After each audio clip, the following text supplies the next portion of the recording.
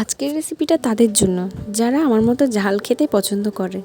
তো আজকে বানাবো ঝাল ঝাল ঘুগনি। তো এখানে আমি প্রথমে কড়াইয়ের মধ্যে তেল গরম করে নিয়ে দিয়ে দেবো পেঁয়াজ কুচি, লঙ্কা কুচি, হালকা পেঁয়াজ ভেজে তার মধ্যে দিয়ে দেবো টমেটো কুচি।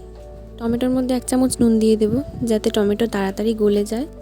5 মিনিট পর টমেটো পুরো গলে গিয়েছে আর সেটা তোমরা দেখতেই পাচ্ছ। এবার আমি এর মধ্যে দিয়ে দেবো 1.5 চামচ মতো আদা রসুনের পেস্ট।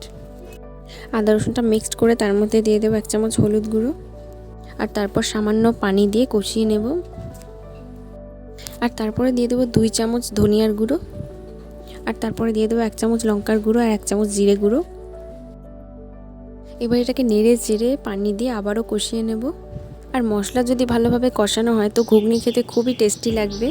তার জন্য আমি এইভাবেই কষিয়ে নিচ্ছি।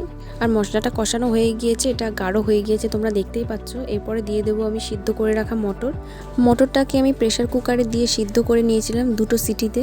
আর সিদ্ধ করার সময় আমি কোনো রকম মশলা বা নুন অ্যাড করিনি, শুধু দিয়েছিলাম একটা তেজপাতা। তারপর এতে পানি দিয়ে ঝোল দিয়ে দেবো।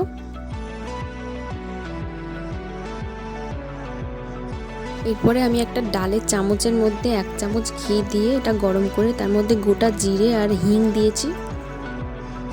আর এবার এই চামচটা ধরে ঘুগনির মধ্যে দিয়ে দেব। আর এভাবে হিঙের ফোড়ন দিলে ঘুগনিটা খেতে খুবই টেস্টি লাগে। সবার শেষে দিয়ে দেবো একটু ধনিয়া পাতা কুচি আর কিছুটা লঙ্কা। এবার ঘুগনিটাকে কিছুক্ষণ ফুটিয়ে নামিয়ে নেব।